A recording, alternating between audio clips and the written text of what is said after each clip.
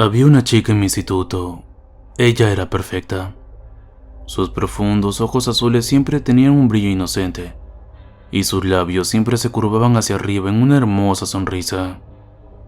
Siempre ayudaba a quien lo necesitaba. Cuando camina, lo hace como si la tierra fuera a desmoronarse si la pisa más fuerte. La amaba. Quería confesarlo, pero creo que ni siquiera sabía de mi existencia. Y he llevado una vida miserable desde la separación de mis padres cuando tenía 9 años. Mi madre fue negligente y me introdujo en las drogas. Ahora soy sobrio, pero aún siento síntomas de abstinencia de vez en cuando. Soy un buen estudiante, por encima del promedio, pero nada demasiado especial para destacar. No soy un deportista, no soy un nerd, no soy un matón, no soy acosado, solo lo suficiente para ser invisible. Así que empecé a seguirla, cada día. Por lo que supe de ella, era muy puntual y estaba siempre rodeada. Quiero decir siempre.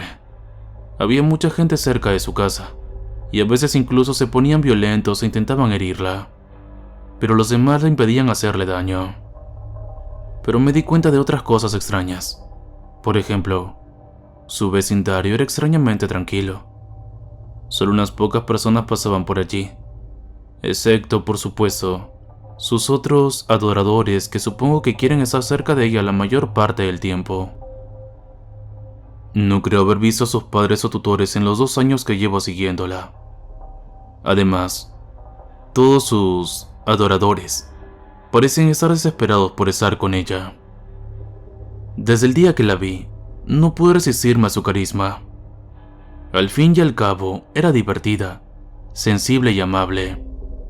¿Qué es lo que no puede gustar de ella? Pero creo que me dejé llevar demasiado.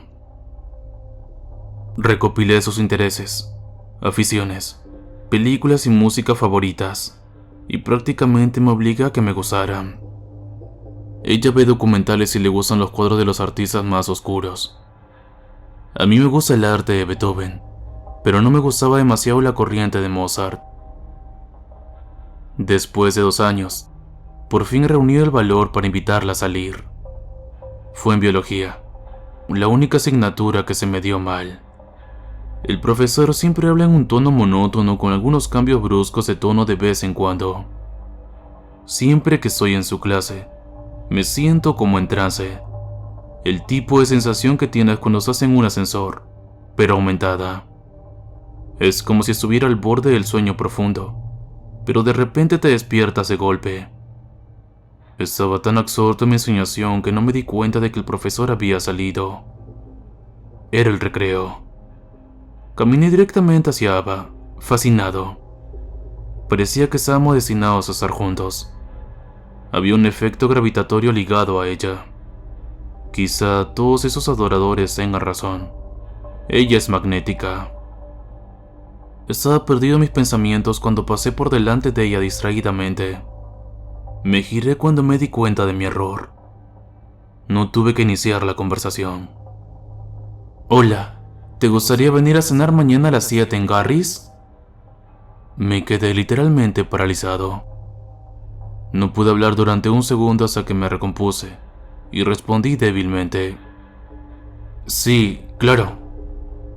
Genial, dijo con indiferencia, y se dio la vuelta para unirse a su numeroso grupo de amigos, que era totalmente diferente al del mes pasado. Pero realmente no me importó, porque para entonces sabía que ella siempre estaba con gente diferente. Sentí una oleada de asombro cuando se fue. Se me heló la columna vertebral y sentí escalofríos. Estaba ansioso por conocerla y cuando finalmente lo hice, ¿me invitó a salir? De entre todas las personas, ¿a mí? Parecía demasiado bueno para ser verdad. Esa noche, cuando volví a mi habitación y empecé a repetir la escena, mi cerebro reptiliano se puso en acción. Algo me dijo que no me reuniera con ella, que sería mi última noche con vida si iba a esa cena. Tal vez fuera mi conciencia culpable por haberla acosado durante 2 años seguidos, y el miedo a que ella se diera cuenta. el miedo a que me llamaran bicho raro. Los pensamientos eran demasiado molestos. No podía soportar todo esto. Tuve una repentina sensación de abstinencia que podría haber reprimido en condiciones normales, pero no tuve la fuerza de voluntad para hacerlo. Sé que no debería haberlo hecho, pero inhalé una décima de morfina para calmar mis nervios. O 2. Admito que perdí la cuenta de cuánto, pero para entonces los pensamientos se calmaron y comencé a adormecerme lentamente. Antes de que me diera cuenta ya era de tarde. Dormí unas 18 horas. Tenía el cuerpo adormecido, las manos húmedas y la vista borrosa. Me obligué a levantarme. No sentía las piernas y caía a cuestas. Sentí un dolor agudo en la columna vertebral que se extendía por todo el cuerpo. ¿Tuve una sobredosis? Posiblemente. Me inyecté naloxona, que ayer tenía a mano en mi mesa. Me volví a tumbar en la cama y me desmayé durante otro par de horas. No estaba realmente mejor cuando me desperté. Todavía me dolía cuando volvió la sensación. El temor por encontrarme con ella, a esas alturas, se había agravado. Parecía que cada fibra de mi ser se negaba a salir con ella. Me esforcé por detener esos pensamientos y comencé a prepararme para la cita que tanto había esperado. Eran las 7:45 y estaba en el restaurante de Gary. Es un lugar modesto con un ambiente vintage, algo que parece gustarle a Ava. Desde 1892, decía el cartel del restaurante. El local tenía un techo de palomitas de maíz y una vieja rocola. Perdón, una antigua rocola que reproducía a Jason Pollock y otros artistas del principio del siglo XX que ni siquiera podía nombrar. Esperé lo que me pareció una eternidad. Y de repente, 5 minutos antes de las 7, esa sensación volvió a aparecer. Me sentí mareado y temblaba. Debió ser la naloxona. Me entraron unas repentinas ganas de vomitar y me dirigí al lavabo para hacerlo. Cuando volví, ya eran las 7. Ella estaba sentada en el mismo lugar donde yo me senté con una enorme sonrisa, un poco más amplia y alegre que de costumbre, con un hermoso vestido azul marino que complementaba sus expresivos ojos. Mi corazón latía con fuerza. Esta vez, no estaba seguro de si era por la naloxona o por mi felicidad, y en ese momento no podía importarme menos. Cualquier duda que tuviera antes sobre nosotros desapareció. Una sensación de calor recorrió mi cuerpo, y el dolor de la sobredosis desapareció. James, me llamó, con el tono más dulce y suave. ¿Sabe mi nombre? ¿Sabe que le estaba acosando? Pero no podía preocuparme por nada, no cerca de ella. Ella irradiaba una energía tranquilizadora, como si todas las cosas que me molestaban se hubieran desvanecido con su mera presencia. El dolor de mi cuerpo desapareció. No recuerdo la última vez que alguien me habló con tanta amabilidad. Teníamos mucho más en común de lo que pensaba. Era una persona muy informada y sabia. Tuve la mejor y más productiva conversación que he tenido en años. Pero lo que nos diferenciaba era la sonrisa. Yo no sonrío en absoluto, mientras que ella siempre tiene una sonrisa pegada a la cara en todo momento. Es decir, hay niveles de su sonrisa, pero siempre hay una sonrisa. Era cerca de medianoche, y Gary se estaba a punto de cerrar, así que decidimos ir a su casa. Su casa era realmente moderna por dentro, e incluso tenía un nuevo Nokia 1101. Pero, aún así, la casa se sentía vacía. Hay un montón de muebles, cuadros y cosas, pero no parece que haya nadie viviendo allí. No pude soportarlo más, así que le dije de golpe: Ava, ¿dónde están tus padres? No viven aquí, viven en Escandinavia. ¿Qué parte de Escandinavia? Oh, lo siento, Dinamarca. Dicen que allí es tranquilo y quieren que me mude con ellos, pero me gusta estar aquí. Contentos, nos sentamos en su sofá, cogidos de la mano y viendo un documental que era realmente muy interesante. Cuando nos cansamos, dormimos uno al lado del otro. Antes de que preguntes, no. En realidad, no hicimos nada de eso. Ambos teníamos la sensación tácita de que no nos parecía bien fugarnos. Pero estuve despierto toda la noche por los golpes en las puertas. Los adoradores. Estaban allí cuando llegamos a su casa y todavía no se habían ido.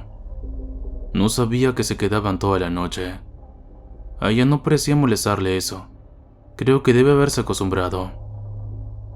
Al día siguiente, cuando ya era de día, sus adoradores habían ido. Fuimos a la escuela y me sorprendió encontrarla sola y sin sus amigos. Cuando le pregunté al respecto, me contestó que nadie se quedaba con ella como amigo durante mucho tiempo, y que quería estar sola durante un tiempo, lejos de todos ellos. Eso explica el cambio de grupos de amigos y de adoradores. Pero me pareció ver un brillo de tristeza en sus ojos, debajo de la sonrisa, que me tenía preocupado por ella. Cuando la dejé para ir a mi casa, sentí cómo me recorría una vez más un temor nauseabundo. Quería estar con ella. Quería experimentar esa felicidad que sentí con ella, pero al mismo tiempo, me sentí dolorido una vez más, como me había sentido aquel día en el restaurante antes de conocerla. Fui a su casa porque no podía soportar más esa sensación.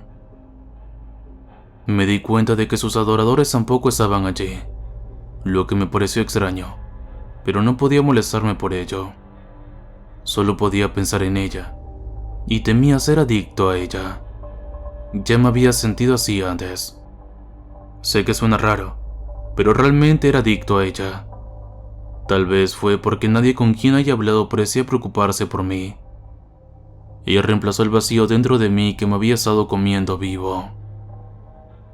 Llamé a la puerta y ella abrió inmediatamente, como si estuviera esperando a que llegara. Sin darme cuenta, le devolví la sonrisa. Sonreí. Por primera vez en varios años, no pude controlar mi sonrisa ni detenerla. Me invitó a entrar, pero cuando pasé por el pasillo, percibí una imagen de su rostro que me sobresaltó. No sonreía como siempre. ¿La había molestado? ¿Qué demonios hice ahora? El calor que sentía a su alrededor seguía ahí, pero se debilitaba por momentos. Me sentó en el sofá mientras esbozaba una pequeña sonrisa, y yo estaba demasiado asustado para decir algo. Algo en su comportamiento había cambiado. Aunque seguía siendo cautivadora, irradiaba terror en lugar de calidez. Sus ojos azules oscuros eran ahora de color avellana. Estaba en una nube para encontrar una razón para racionalizarlo. James, lo siento. No deberías haberte acercado a mí. Es tu culpa. ¿Qué? Antes de que pudiera terminar mi pregunta, sentí un dolor agudo en las entrañas, como si una barra de hierro al rojo vivo me hubiera atravesado el torso. Al cabo de unos segundos, el dolor había desaparecido. Me levanté del sofá y sentí que un líquido caliente me atravesaba el estómago. Mi mano se dirigió instintivamente a mi abdomen derecho. Sangre. No vi que llevaba un cuchillo en la mano. Manchó la camiseta blanca que llevaba puesta. En el momento en que vi la sangre, todo el dolor volvió a mí. Tenía miedo. Quería contemplar mis decisiones y pensar en lo diferente que habría sido mi vida si me hubiera accedido a elegir terriblemente. Tal vez podría haber evitado esto, pero mi mente estaba borrosa y mi visión se volvió estrecha. Me derrumbé en el suelo. Pude ver que me observaba desde cerca del pasillo, dirigiéndose hacia las escaleras. La adrenalina se desvaneció y pensé que eso sería mi fin. Volví a los recuerdos de cuando mis padres aún eran felices el uno con el otro. Intenté imaginar a mi padre diciéndome que no me preocupara. Todo se oscureció durante un rato. Me desperté unas horas después en el mismo sofá. Esta vez ella estaba aquí, abrazándome. ¿Qué demonios, Ava? Ella no contestó. Seguía sonriendo. Me senté, alejándome de ella. Al hacerlo, sentí mucho dolor. Demonios. Me olvidé de la puñalada. Ella se levantó y se puso delante de mí. Parecía que llevaba un rato llorando. La calidez que sentía cerca de ella fue sustituida por el miedo y el temor. ¿Te ha gustado estar conmigo? ¿Por qué fue eso? ¿Por qué me has apuñalado? ¿Te ha gustado estar conmigo? Hice algunas preguntas más sin éxito, así que respondí a su pregunta. Sí, me gustó, hasta que casi me matas. Eso es todo. La tenue sonrisa de su rostro se ensanchó en su cara, pero esa vez era demasiado amplia. Se extendía hacia sus pómulos, y casi de repente su espeluznante sonrisa se convirtió en una mueca. Su mirada me clavó un dolor agudo. Gritó de forma impresionante, de forma aguda, pero con un gruñido profundo. No pude procesarlo más, así que me quedé congelado. Cualquier mínimo movimiento provocaba un dolor similar a una descarga eléctrica en todo mi cuerpo.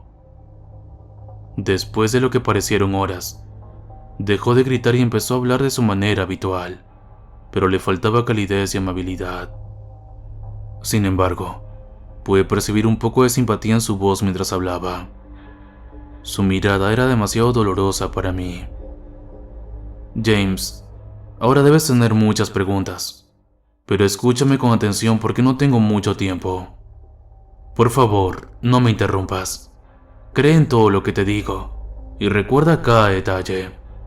Confía en mí, te ayudará a largo plazo. Traté de encontrarle sentido a todo, pero honestamente todo se sentía surrealista, como si fuera una pesadilla. Pero me concentré en todo lo que ella decía, porque realmente no tenía muchas opciones ahora. Estoy atrapada en un ciclo de sobrevivencia y la felicidad de los demás. Eso es lo que me mantiene viva. Hago feliz a la gente y le robo su felicidad. Si no lo hago, habrá consecuencias. La gente cercana a mí morirá. Robar su felicidad hará que mueran internamente cuando no estén cerca de mí, y hará que todos los demás los odien.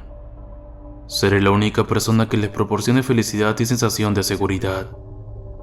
Tuve que matar a 100 personas para liberarme. Tú eres el número 100, James. Tienes que llevar mi estilo de vida. Permíteme ir directo al grano. No necesitas comida ni agua para estar vivo, y no puedes matarte para escapar de esa tortura. Cuando la felicidad de una de tus víctimas agota, simplemente se desvanece de la existencia.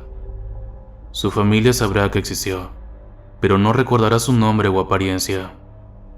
Tienes que apuñalar a tu 100ª persona y mientras está fuera, recitar la frase. Te lo he escrito todo, por si acaso no termino de decírtelo.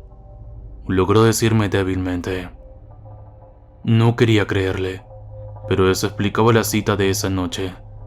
Nunca le he visto comer ni beber nada. Desapareció en el almuerzo de la escuela, sobre todo sus amigos, los adoradores. Conocí a muchos de ellos, pero cuando pienso en sus nombres y en su aspecto, su recuerdo se vuelve aún más lejano que antes. No podía hacer ninguna otra pregunta. Tenía una mirada inexpresiva. Me entregó el papel. Al abrir el papel, la sorprendí desvaneciéndose en el espacio. Unos segundos después, era como si nunca hubiera estado allí. Consideré seriamente que se trataba de una alucinación, pero no podía explicar la sangre en mi camisa y la carta en mi mano. Fui al baño y me miré en el espejo. No era yo mismo. Mi cabello castaño se convirtió en un rubio oscuro. Mis ojos marrones se volvieron de un azul intenso. Era más alto de lo habitual, y mi cuerpo flaco y escaso tenía un poco de músculo. No demasiado, solo lo suficiente para ser atractivo. Tenía una sonrisa. No puedo dejar de sonreír. Me llevé la mano al abdomen para descubrir que el lugar donde me había apuñalado se había curado, dejando una cicatriz. Volví a la sala para leer la frase que tenía que decir. Tendrás que pagar la felicidad con tu sonrisa. Eso fue hace mucho tiempo. Todos los de mi pueblo me olvidaron. Adopté una nueva identidad y me mudé a una gran ciudad. Todo lo que decía era cierto. No podía matarme. No tenía que comer y no podía dejar de sonreír. Me duele físicamente sonreír, pero ella olvidó decirme que no puedo dormir. Y ahora me cuestiono si es por la maldición o por mi culpa. Ahora hay un gran número de personas adoradoras alrededor de mi casa. No se comportan como ellos mismos. Se pierden poco a poco, pero siempre intento ser paciente con ellos. Resulta que mi víctima me hace lucir diferente. Si a mi víctima le gusta una chica, me transformaré en una chica, y no tengo control sobre ello. Puedo atraer a una persona a la vez, y he notado que empieza a gustarle a la gente. Habría sido un sueño hecho realidad para mi antiguo yo, pero desprecio cada segundo de vivir así. He atrapado 87 personas hasta ahora. 87 personas se desvanecieron. Seguía escribiendo sus nombres y haciendo fotos de ellos, pero las pruebas siempre encontraban la forma de desaparecer. Las fotos se borran, y los libros donde escribo sus nombres se pierden. Mi recuerdo de ellos es vago. No podía soportar lidiar con ese secreto yo solo, así que recurrí a Reddit para compartirlo con la gente. Así que, si alguna vez te encuentras con una persona que parece quererte y preocuparse por ti, con sus ojos llegando a lo más profundo de tu alma y diciéndote que está bien y que te entiende, recuerda que bien podrías estar hablando conmigo. Nunca lo sabrás, no hasta que sea demasiado tarde. Así que te daré un consejo. Pase lo que pase, no sonrías. No me sonrías.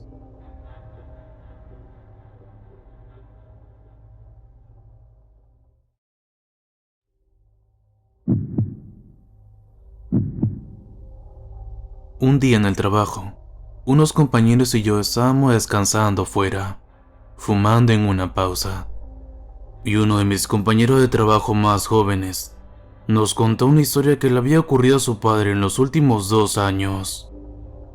Nos explicó que su padre realizaba algún tipo de trabajo relacionado con la revisión y el diagnóstico de las líneas eléctricas para detectar problemas con electricidad. Por aquel entonces, trabajaba en una popular estación de esquí, a poca distancia de nuestra pequeña e histórica ciudad. La noche del incidente, lo que son las celecillas no funcionaban, así que lo llamaron a altas horas de la noche para que fuera a comprobar y seguir las líneas eléctricas para encontrar el problema. Así que salió equipado con una linterna para ir a revisar. Tras comprobar un par de postes y seguir las líneas, se sentó a descansar antes de continuar. Una vez que terminó, encendió la linterna para poder ver a través de la nieve que caía y la oscuridad. En el silencio de la nieve, se dirigió al siguiente poste, siguiendo las líneas eléctricas casi invisibles contra el cielo negro. A medida que se acercaba al siguiente poste, notó que una extraña sombra detrás de este se movía en el haz de luz de su linterna. Al principio no estaba seguro de lo que podía hacer, pero a medida que se acercaba empezó a tener una sensación de temor en la boca y el estómago. Ese sentimiento aumentó cuando empezó a darse cuenta de que estaba viendo un par de piernas que sobresalían de la nieve en la base del poste eléctrico. Una pierna seguía sujeta a una tabla de esquí mientras que la otra estaba libre de la tabla y doblaba en ángulo. Nada se movía, solo existía la quietud y el silencio de la nieve que caía lentamente a su alrededor. Se preguntó durante unos segundos si podría hacer algo para ayudar a la víctima. Decidió correr hacia el lugar e intentar salvar a la víctima desenterrando la mano. Cavó y cavó con furia y pánico, solo para darse cuenta, cuando cavó lo suficiente para exponer la mitad del cuerpo, que era demasiado tarde para que se salvara. No sabe cuánto tiempo estuvo sentado y llorando, impotente por no poder salvarla. Finalmente, se levantó y fue a informar a las personas necesarias de su espantoso descubrimiento, pero el personal ya sabía quién había encontrado. Al parecer, ese mismo día, una familia había denunciado la desaparición de su hija al personal de la estación de esquí, después de que ésta se hubiera alejado del grupo para subir al remonte y volver a bajar. Cuando no regresó después de un par de horas, empezaron a preocuparse. Esa preocupación se convirtió en terror cuando pasaron más de 8 horas. Lo que había sucedido era que al bajar la colina mientras esquiaba, probablemente se dio cuenta del poste de electricidad un poco más tarde, y al tratar de detenerse cayó de cabeza en un hueco de árbol que se había formado en la base del poste de electricidad. Al no poder desenterrarse por estar boca abajo, acabó asfixiándose. En su desesperación por liberarse, consiguió arrancar un pie de la fijación de la tabla de esquí. Esa fue la parte más aterradora para mí.